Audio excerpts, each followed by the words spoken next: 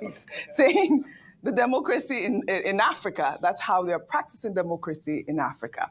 Well, at a panel discussion during the same event, the leader of the Labour Party, Peter Obi, said that Nigeria's democracy is collapsing over the suspension of the Rivers State Governor, Sim Fubara. Peter Obi recalled how former President Olusegun Obasanjo attempted to intervene when the Anambra State House of Assembly impeached him as governor in 2006. I became a governor through the court when President Obasanjo and Atiku were government. I did not pay the court 1 naira.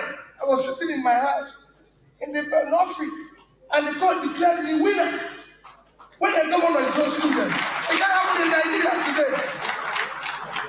When I was being impeached, the president sent people to come and intervene on my behalf.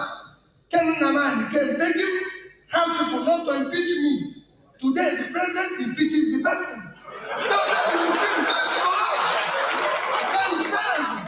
They were begging my house not to impeach me. And they were impeaching me. I was in Africa. And they were begging. President was calling me and said, Peter, are you okay? Even when I was impeached, President Obasanjo called me and said, are you okay? Are you safe? When I go back from the court, when court eventually declared me under Ndiuba, President Yaradua called my phone in London and said, congrats. I said, President, I can't come back because, if I come back, these people, he said, tell me the flight in which you're coming back. And I told him, when I came in the first time, military people came to receive me at the airport. I couldn't believe it. I took me straight to him. Now the president will ask me not to come back here again. So insane. Let's not talk about it. Let's talk about how you're going to do it. It's collapsed. Well, all right. Let me take a reaction from Bayo Nonugayo before I come to you. Well, he wrote on X. I listened multiple times to former Governor Peter Obi's statement in this clip, where he claims that democracy has collapsed in Nigeria. His hyperbolic remarks, suited for headlines, have been made without deep reflection and a lack of solid logical foundation. How can a democracy that has strengthened over the past 26 years be said to have collapsed? Only a discontented and disgruntled Peter, who benefits from the very free speech democracy provides, could perceive such a democratic downfall through his lens. If democracy had indeed collapsed, as Peter claims, and we were living under a regime antithetical to democratic principles, he would not have been able to make his comments on Monday at Emeka Ihedioha's colloquium. I will urge him to watch what he says and restrain himself from playing to the gallery. Is this a gag on free speech? I mean, free speech is our fundamental. But I mean, by your Ononuga's comment, I'd like for you to highlight some of the points that he made there in terms of whether or not Peter Obi is asserting himself properly, or what you think about his comments about democracy collapsing in Nigeria. Ayo. Interesting take from Mr. Bayo Ononuga, and I'm glad to finally see a response from the presidency. I was expecting such. Earlier on, I don't think we hadn't taken this angle to the story. Yes. With Mr. Ononuga's position, he actually goes to further prove what Mr. Peter Obi was saying. Yes. A democracy is, well, I wouldn't go as far as saying that it has collapsed or it's collapsing. I'd rather toe the line of it's a work in progress. Unfortunately, I don't know how far the progress you'd say has been. And I'll just ask simple questions. Number one, the fact that this thought or idea that, we're doing you a favor, that we're not coming down on you, you can speak freely. Freedom of speech, like you rightly said, is guaranteed by the Constitution of Nigeria. It is the right of every Nigerian. It is not bestowed on you. It is not a privilege. It is your right as a Nigerian citizen to express yourself in such a manner. And then if you want to even analyze how free freedom of speech has been under this administration, in only 2 years, they've come under a lot of criticism for their intolerance to feedback and just look at the example of the lady with the NYSC girl, the young Nigerian who came out to complain, not because she belongs to any party, and she was swooped down by NYSC and NYSC staff themselves. We've talked about people who were picked up because they insulted the president or laid curses of the president, and sometimes there's that blurring of line between culture and what is the law in terms of how dare you speak to your elders. At the end of the day, every Nigerian above the age of 18 is an employer of the elected president, because if you went to vote, part of your vote was used to employ who is sitting as president today. Then going to say that, if I just want to ask a simple question in conclusion, if you look at how democracy started, talking about him saying we've made progress. And so the question is, are we really making progress? Yes. 26 years down the line from 1999, where we came from military rule to civilian rule.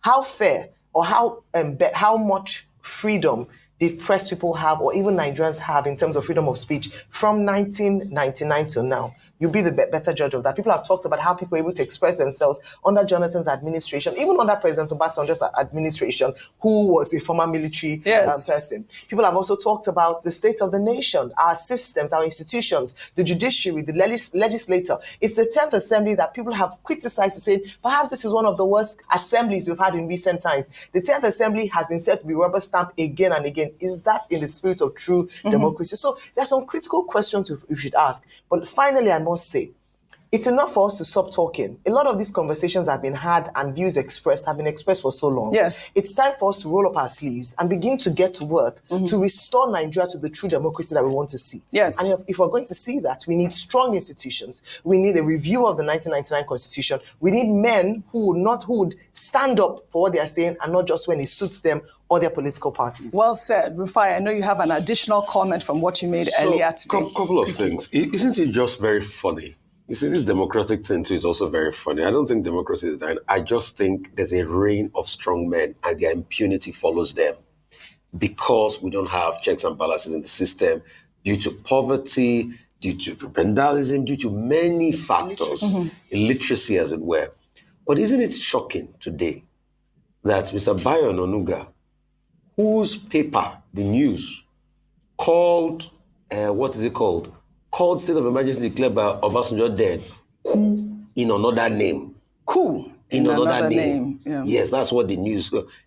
Is it not? And all the things he condemned Obasanjo for, his president that is working for today, he's doing them, and he can't openly condemn them again. So you can see the way tides have changed. Right. For him to say, oh, Mr. Peter Obi, he can only talk because there's democracy. We have heard a lot of free speech being stifled. We've talked about Rie. What about the people arrested? What about the lady that said she cursed at President Tinubu and she was picked up?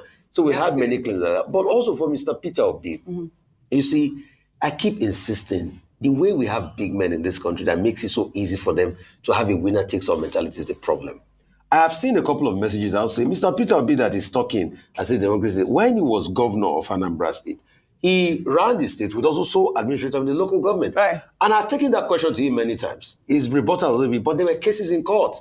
So when you look at it across board, there's always a latitude to be able to do these things. The question is, how can we slim down that latitude? Yes. Because the same Mr. Peter Obi that said Obasanjo fought for him, when he was impeached, the same Rashidi Adewolu Ladoja cannot say the same of Obasanjo when Adedibu did impeach him. I know of that incident because I was around about that period. I know what happened. There was skirmish, there was fights at the parliament in Ibadan that day with a lot of thugs. So the same Obasanjo that was good to him, Adewolu Ladoja cannot say that was the same case with him. All right. So it's both ways. But the question we should ask is, why is it that men that were once called defenders of democracy, people like Tinubu, are now those against the tenets of democracy today? Right. Why is it that men like OBJ, that in their time, they could have done it better, they didn't do it better, they violated those tenets, and now the Cape Crusaders today? That's what we should fix in this country. Yesterday we took a story of a former Lagos State governor, Fashola, who called President Bola Ahmed Tinubu a champion of democracy. But it is important